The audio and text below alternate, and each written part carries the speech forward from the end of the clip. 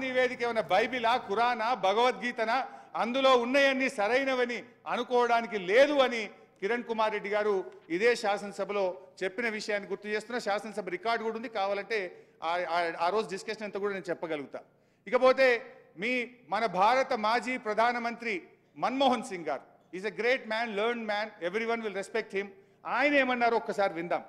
CAG report ఢిల్లీలో పార్లమెంట్లో పెట్టినప్పుడు యూపీఏ ప్రభుత్వం యొక్క ఆదాయ వ్యయాలపై ఆనాటి కాగ్ అభ్యంతరం వ్యక్తం చేస్తే నిండు పార్లమెంట్లో ప్రధానమంత్రి హోదాలో మన్మోహన్ సింగ్ గారు ఏమన్నారంటే, కాగ్ నివేదిక తప్పుల తడక, అన్ని ఊహాగానాలు, తప్పుడు అంచనాలు అని మన్మోహన్ సింగ్ గారు చెప్పారు.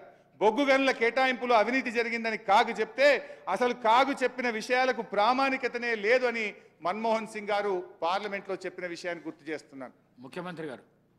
స్పీకర్ సార్, మంత్రి గారు చాలా విషయాలు కాగ్ ఇచ్చిన నివేదికల మీద కానీ ఇతర రాజ్యాంగబద్ధ సంస్థలు ఇచ్చిన నివేదికల మీద గతంలో వివిధ నాయకులు మాట్లాడినా, లేకపోతే ఆనాటి మంత్రులు, ముఖ్యమంత్రులు, ప్రధానమంత్రులు మాట్లాడిన విషయాలన్నిటినీ వారు ఇక్కడ ఉదహరిస్తూ ఇప్పుడు కాళేశ్వరం ప్రాజెక్టు మీద కానీ తెలంగాణ రాష్ట్రం ఏర్పడ్డ తర్వాత నిర్మించిన సాగునీటి ప్రాజెక్టుల విషయంలో కూడా వారు మాట్లాడుతున్నారు. సరే, వారి అభిప్రాయాలు వారు చెప్తున్నారు. వారి అభిప్రాయాన్ని విభేదించే హక్కు మాకున్నది, వారి అభిప్రాయం చెప్పుకునే హక్కు వారికి ఉన్నది, నాకేం అభ్యంతరం.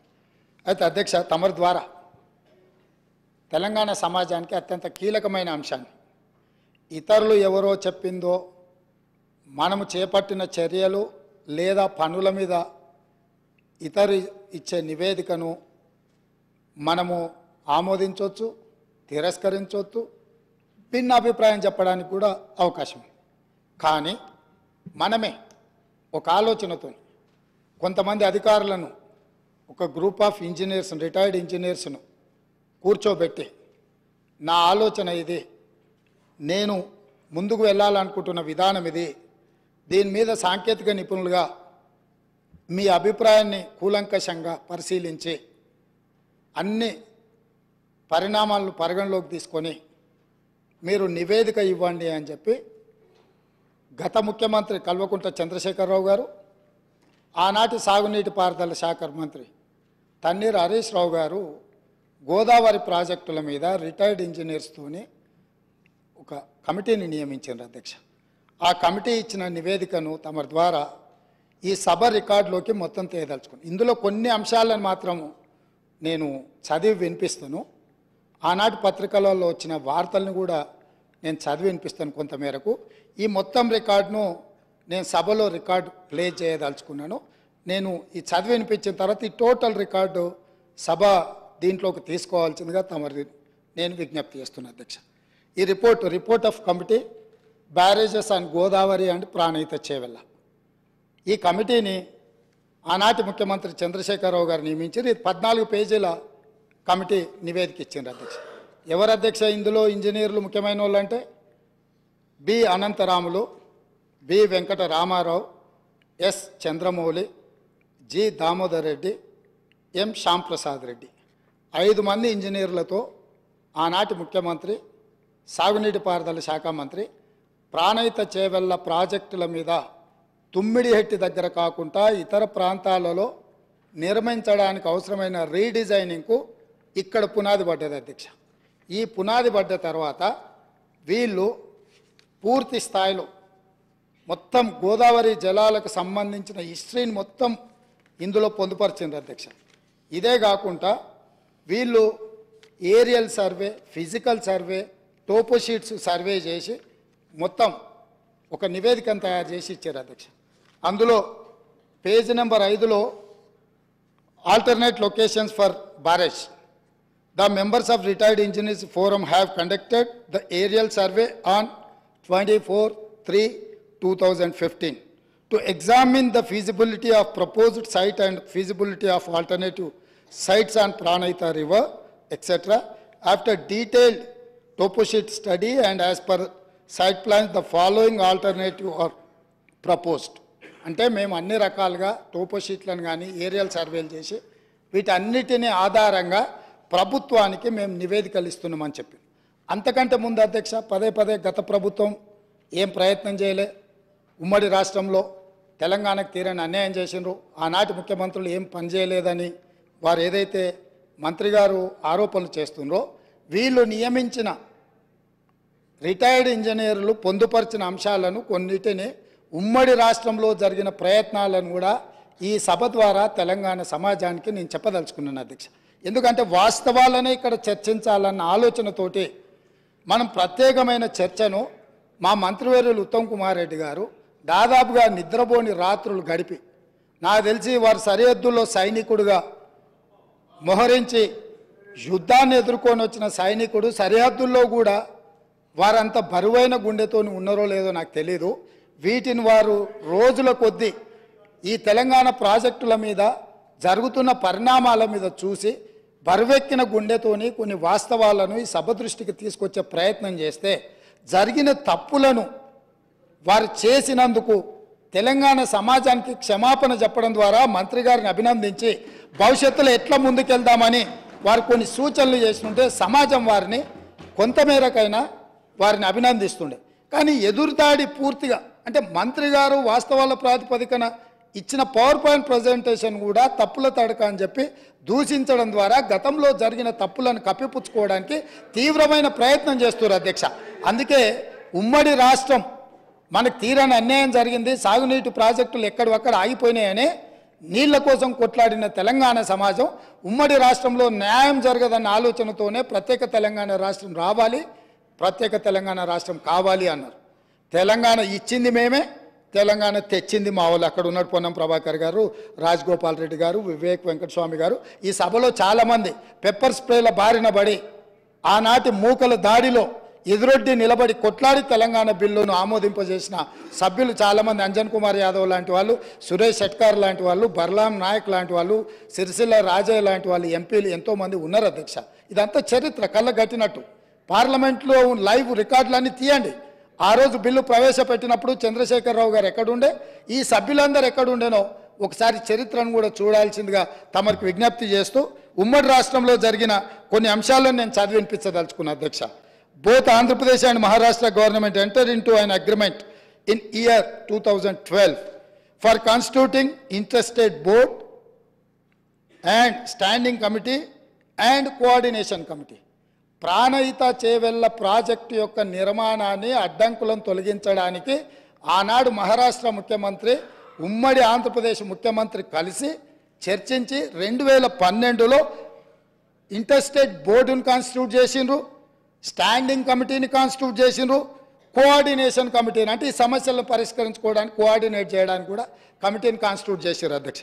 అదేవిధంగా during the recent meeting with honourable chief ministers of Telangana and Maharashtra, in continuation of that report, these engineers made out certain points, saying that during the recent meeting with the Honorable Chief Ministers of Telangana and Maharashtra, it was suggested to reduce the submergence area to the extent possible. At its present FRL, the submergence area is 1850 acres patta land in Maharashtra, but no village is getting submerged. Maharashtra ముఖ్యమంత్రి తెలంగాణ రాష్ట్రం వచ్చిన తర్వాత తెలంగాణ రాష్ట్ర ముఖ్యమంత్రితోని సమావేశాన్ని ఏర్పాటు చేసినప్పుడు జరిగిన చర్చలో వాళ్ళు గుర్తించింది ఏంటంటే తుమ్మిడిహెట్టి దగ్గర 152 మీటర్ల ఎత్తున బ్యారేజ్ కట్టి ఈ ప్రాజెక్టును పూర్తి చేస్తే మహారాష్ట్రలో మునిగే ముంపు భూమి పట్టా ల్యాండ్ ఎంత అంటే 1850 ఎకరాలు మాత్రమే. ఇది మేము అనడం లేదు అధ్యక్ష, వాళ్ళు నియమించిన ఇంజనీర్ల కమిటీ నివేదికలో పొందుపరిచిన అంశం అధ్యక్ష. అదేవిధంగా అధ్యక్ష, a study is made to reduce the FRL of Pranahita Chevella scheme from the present 152 meters to 151 meters, which would keep the scheme sanctioned unaltered. Similarly, possibility of reducing present FRL from 152 meters to 150 meters has been examined. This will reduce the submergence from 1850 acres to 1250 acres. ఒకవేళ 152 మీటర్ల ఎత్తున తొమ్మిడిహెట్టి దగ్గర నిర్మిస్తే 1850 ఎకరాల ముంపు ఏదైతే ఉందో దాన్ని 150 మీటర్ల దగ్గర ప్రాజెక్టు నిర్మిస్తే 1250 ఎకరాలు మాత్రమే మహారాష్ట్రలో ముంపుకు గురవుతుంది. గ్రామాలు మునగడం లేదు, కేవలం పట్టా ల్యాండ్స్ మాత్రమే మునుగుతున్నాయని ఇచ్చారు అధ్యక్ష. అదేవిధంగా honourable chief minister desired to study and alternate locations in main river Godavari river near Medigadda village, Mahadevpur mandal, Karimnagar district up to Midmaner. Accordingly, detailed study on the existing and alternate proposals is made. The report is furnished as under. Medigadda దగ్గర బ్యారేజీలు కట్టాలని పుర్రెలో పురుగు పుట్టిందే ఆనాటి ముఖ్యమంత్రి చంద్రశేఖరరావుకి. నేను మళ్ళొక్కసారి reinstate చేస్తున్న అధ్యక్ష. The Honorable Chief Minister desired to study an alternate location and main river Godavari river near Medigadda village, Mahadevpur Mandal, Karimnagar district. అంటే చంద్రశేఖరరావు గారికే ఏ దేవుడు ఏ రాత్రి కళలోకి వచ్చి మేడిగడ్డ దగ్గర బ్యారేజ్ కట్టమని చెప్పిండో నాకైతే తెలియదు, కానీ వారే గ్రూప్ ఆఫ్ ఇంజనీర్లకి ఇన్స్ట్రక్షన్స్ ఇచ్చిండ్రు అధ్యక్ష. వాళ్ళు దాని మీద కొన్ని ఫైండింగ్స్ ఇచ్చి ఒక నివేదిక ఇచ్చారు అధ్యక్ష. అందులో కూడా కొన్ని విషయాలు నేను మొత్తం వాటి జోలికి పోకుండా కొన్ని మాత్రం కంక్లూజన్స్ అండ్ రికమెండేషన్స్ అంటే దీంట్లో వాళ్ళు కొన్ని రికమెండేషన్స్ను చేసుకుంటూ వచ్చారు అధ్యక్ష. 11వ పేజీలు ఉంది అధ్యక్ష. తర్వాత నివేదిక ఎట్లాగా హరీష్ రావు గారి దగ్గర ఉంటుంది, ఎందుకంటే ఇంకా వాళ్ళందరూ ఉన్నారు. నేను కూడా వారికి మళ్ళీ పంపిస్తాను అధ్యక్ష. తమరికి ఇస్తాను, తమరు అనుమతిస్తే వారికి ఇవ్వండి అధ్యక్ష. ఇందులో it is always better for the government to accept the concept of the existing Pranahita Chevella scheme near Tummidihetti village, Adilabad district, and explore the ways and means to make it feasible. నేను మళ్ళొక్కసారి చదివి వినిపించదలుచుకున్న మిత్రుడు హరీష్ రావు గారికి, వాళ్ళ మామగారు వారు కలిసి ఈ రాష్ట్రానికి ఎంత ద్రోహం చేసినరో ఇది వినడం ద్వారా అయినా వారికి అవగాహన కలుగుతుందని నేను భావిస్తున్నా. కనువిప్పు కలగాలని నేను కోరుకుంటున్నా అధ్యక్ష. It is always better for the government to accept the concept of the existing Pranahita Chevella scheme near Tummidihetti village, Adilabad district, and explore the ways and means to make it feasible. స్పష్టంగా engineers వాళ్ళు నియమించుకున్న ఇంజనీర్లు తుమ్మిడిహెట్టి దగ్గరనే ఈ project నిర్మించడానికి అన్ని రకాల ప్రయత్నాలు చేయండి, మీ శక్తి సామర్థ్యాలను అన్నిటినీ మీ గొప్పతనాలను ఉపయోగించండి అని చెప్పిండ్రు అధ్యక్ష. అదేవిధంగా there is a feasibility of reducing the FRL from 152 meters to 151 meters, i.e. by 1 meter without altering the scope of the scheme. The Honorable Chief Minister may use his good offices for convincing the Maharashtra government to accept proposal of reducing FRL to 151 meters. ఏమన్నారంటే చాలా శక్తిశాలి, అసలు ప్రపంచాన్ని అంతా కూడా గజగజలాడించి పులి నోట్ల తలబెట్టి ప్రాణాలనే త్యాగం చేయడానికి గొప్ప అపర భగీరథుడు. మీరు 152 మీటర్ల నుంచి మీ శక్తిని అంతా ఉపయోగించి మహారాష్ట్ర ముఖ్యమంత్రిని 151 మీటర్ల ముంపు కోసం ఒప్పించండి, 1 మీటర్ ఎత్తు తగ్గించి ప్రాజెక్టు కట్టడానికి అవసరమైన చర్యలు చేపట్టండి అని చెప్పి వారు ఈ ఏమంటారు గాల్లో ఎగురుకుంటూ పోతాడు కదా, ఏమంటారు పారాషూట్,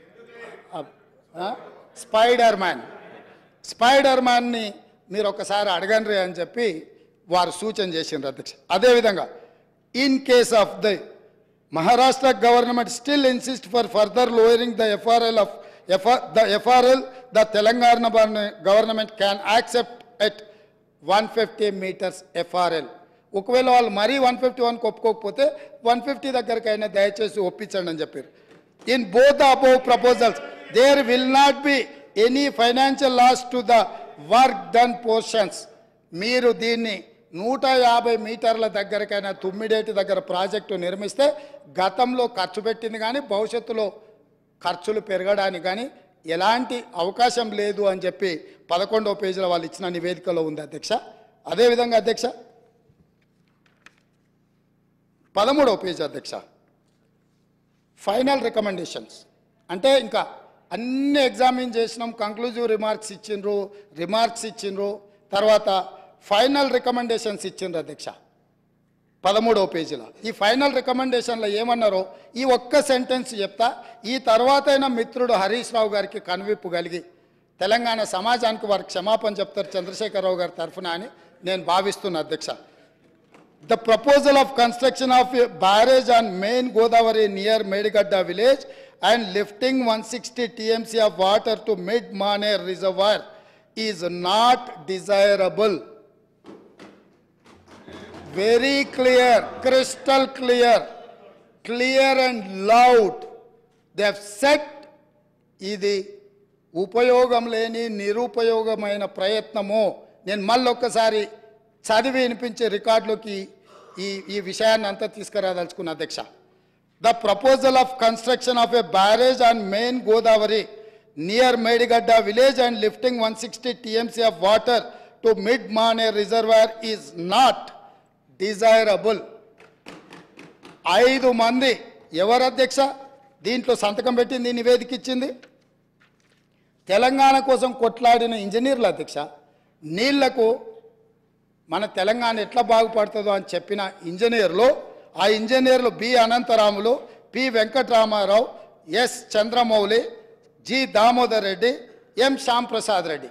5 మంది ఇంజనీర్లు కష్టపడి అన్ని పరిశీలించి పూర్తి స్థాయిలో ఒక ఎక్స్పర్ట్ కమిటీ రిపోర్ట్ 14 పేజీలతో ప్రభుత్వానికి ఇస్తే ఆ రోజు సాగునీటి పారుదల శాఖ మంత్రి హరీష్ రావు గారు, ఆనాటి ముఖ్యమంత్రి చంద్రశేఖరరావు గారు ఈ నివేదికను తొక్కిపట్టి మసిబూసి మారేడుగాయ చేసి మేడిగడ్డ దగ్గర బ్యారేజీలు కడితే తెలంగాణకి ఏదో మేలు జరుగుద్దని 38,500 కోట్ల రూపాయల నుంచి 1,47,000 కోట్ల రూపాయలకు ప్రాజెక్టు అంచనాలు పెంచినరు. ఒకవేళ పెంచి అంచనాలతో నిర్మించినా అది ఉండి తెలంగాణ బీడులు వారిన భూములకు ఒకవేళ పచ్చని పైర్లు బండిని ఉంటే ఈ లెక్కలు ఈ ఉత్తమ్ కుమార్ రెడ్డి గారు రాత్రి మగళ్ళు కష్టపడి ఈ పవర్ పాయింట్ ప్రజెంటేషన్లు ఇవన్నీ చెప్పాల్సిన అవసరం లేకుండా అధ్యక్ష. ఇదే కాదు అధ్యక్ష, పదే మా మిత్రులు అసలు చంద్రశేఖరరావు గారు అంటే ఏమనుకుంటురే, నీళ్ళకే నడక నేర్పిండు, అలా అసలు హంసకు కాదు అదేంది నెమలికి డ్యాన్స్ నేర్పిండు, అసలు అపర భగీరథుడు అని వాళ్ళు చెప్తున్నారు అధ్యక్ష. ఇది 23 సెప్టెంబర్ 2015 అధ్యక్ష. తమరు చూడాలి అధ్యక్ష, తమరు చూడాలి, సభ్యులు చూడాలి. సాక్షి పత్రిక సెప్టెంబర్ 23, 2015 నాడు, ఇవాళ ఏ తారీఖులు ఉన్నాం అధ్యక్ష? ఫిబ్రవరి 17, 2024 ఉన్నాం అధ్యక్ష. 9 ఏళ్ల కింద, దాదాపుగా 9 ఏళ్ల కింద అధ్యక్ష, మేడిగడ్డ మేడి పండేనా మిత్రులందరూ చూడాలి. ఆ రోజు సాక్షి పేపర్లో మీ మిత్రుడే మీ సహచర పంచపక్ష పరమాణాలు మీరు ఏదైతే ప్రగతి భవన్లో పిలిచి భోజనం పెట్టినరో ఆ మిత్రుడి పత్రికల మేడిగడ్డ మేడి పండేనా అని 2015 నాడు ఈ పత్రికలో రాసిన వార్త. దీంట్లో రాసింది నేను కొంచెం చదివి వినిపిస్తా అధ్యక్ష, ఎందుకంటే తెలుగులో ఉంది. కాళేశ్వరం దిగువ నుంచి నీటి మళ్లింపు ఆర్థిక భారం అంటున్న నిపుణులు. ప్రభుత్వ ప్రణాళిక ప్రకారం ఎల్లంపల్లి వరకు వచ్చే ఖర్చులు 14,000 కోట్లు. దీంట్లో అధ్యక్ష నేను నివేదికలు చదువుతున్నా అధ్యక్ష. ప్రస్తుతం ప్రతిపాదిస్తున్నట్టుగా కాళేశ్వరం దిగువన మేడిగడ్డ నుంచి నీటిని మళ్లించే ప్రక్రియ పర్యావరణ పరంగా, ఆర్థికంగా, నిర్వహణ పరంగా ఏమాత్రం మంచిది కాదని ఇన్స్టిట్యూట్ ఆఫ్ ఇంజనీర్స్ తేల్చి చెబుతుండడము ఇప్పుడు కొత్త చర్చకు తెరలేపింది. అదేవిధంగా అధ్యక్ష ఇంకో పదం కూడా చెప్పారు. ప్రభుత్వ దూరదృష్టి, అవగాహన లోపాల కారణంగా ఈ ప్రాజెక్టు అబాసుపాలు కాకుండా ఉండాలంటే ప్రత్యామ్నాయ మార్గాలపై అధ్యయనం చేయాలన్న వాదన వినిపిస్తుంది. ఇది ఈరోజు ఉత్తమ్ కుమార్ రెడ్డి గారు చేసిన ఆరోపణ కాదు అధ్యక్ష. ఈరోజు మునిగిపోయిన మేడిగడ్డ, పగిలిపోయిన అన్నారము, కుప్పగూలిన సుందిళ్లను చూసి మాట్లాడి రాసింది కాదు అధ్యక్ష. ఆ రోజు సాంకేతిక నిపుణులు ఇచ్చిన నివేదిక ఆధారంగా ఆ రోజు మీడియా మిత్రులు తెలంగాణ మేలు కోరి ఈ వాస్తవాలన్నిటిని ఆ రోజే చెప్పిండ్రు అధ్యక్ష. వీటన్నిటిని పెడచెవిన పెట్టి దోసుకోవాలి దాచుకోవాలన్న ఆలోచనతోని తెలంగాణ ఖజానాను కొల్లగొట్టాలన్న ఆలోచనతోటి ఈరోజు ఇంత దుర్మార్గానికి ఒడిగట్టి ఈరోజు ఈ రకంగా ఇక్కడికి వచ్చి మా వెంకన్న మాట్లాడితే వెంకన్న మీద దాడి, మా భట్టి గారు మాట్లాడితే వారి మీద దాడి, మంత్రి గారిని అసలు సహించలేకపోతున్నాడు. ఎందుకు అధ్యక్ష? నేను ఒకటే అడుగుతున్నా అధ్యక్ష, ఈ కాళేశ్వరం ప్రాజెక్ట్ అనేది తెలంగాణకు వరప్రదాయిని కాదు అధ్యక్ష, వీళ్ళ పుణ్యమా అని కాళేశ్వరం ప్రాజెక్టు తెలంగాణ సమాజానికి ఒక కలంకంగా మారింది అధ్యక్ష. ఇవాళ ఈ కలంకాన్ని నిలువెత్తు ఆధారాలు అక్కడ ఉంటే పక్కున పగిలిపోయి రెండుగా చీలిపోయి నేలకు కుంగిపోయి నిటారుగాడపోయి నిలబడితే సిగ్గుతో తెలంగాణ సమాజం తల వంచుకొని పరిస్థితులు కల్పించిన వాళ్ళు ఇంకా నిస్సిగ్గుగా సభలో నిలబడి మమ్మల్ని ప్రశ్నిస్తారా అధ్యక్ష? ఆనాడు జరిగిన తప్పిదాలను సరిదిద్దడానికి ఉమ్మడి రాష్ట్రంలో సమైక్య పాలనలో తీసుకుంటున్న నిర్ణయాలు తెలంగాణ సమాజానికి మేలు చేకూర్చడం లేదు అనే ఎన్నో ఒడిదుడుకులను ఎదుర్కొని 4 కోట్ల తెలంగాణ ప్రజలకు 60 సంవత్సరాల ఆకాంక్షను అమలు చేయడానికి శ్రీమతి సోనియా గాంధీ గారు తెలంగాణ రాష్ట్రం ఇచ్చింది అధ్యక్ష.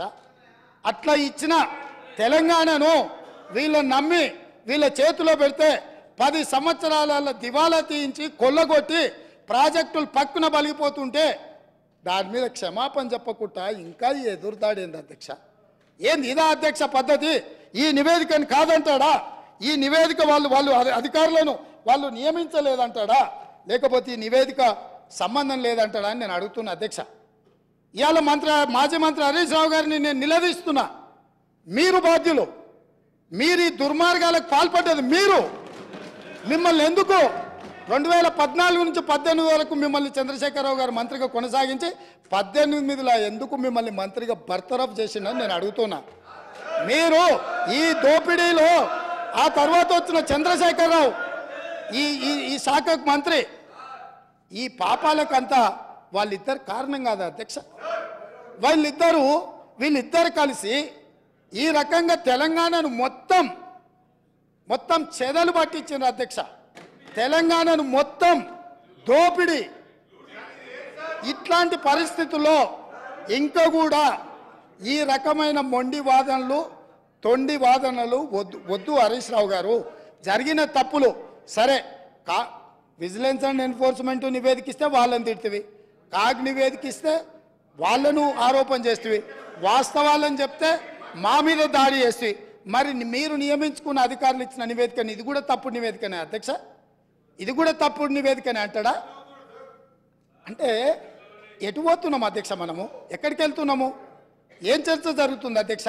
నేను వాస్తవంగా ఏం మాట్లాడుతూ మా మంత్రి గారు, మా ఉప ముఖ్యమంత్రి గారు మాట్లాడతారు, చూద్దాము మిత్రుడు ఏమేమి చెప్తాడు. ఎందుకంటే 10 ఏళ్ళ అనుభవంలో ఏమైనా మెరుగైండేమో, ఏమైనా మారిండేమో అనుకున్న. గతంలో నాకు బాగానే పరిచయమో, కానీ ఇంకా అంతకంటే దిగజారిపోయి 4 సార్లు ప్రాజెక్టుకు శిలాపలకాలు వేసిందంటారు.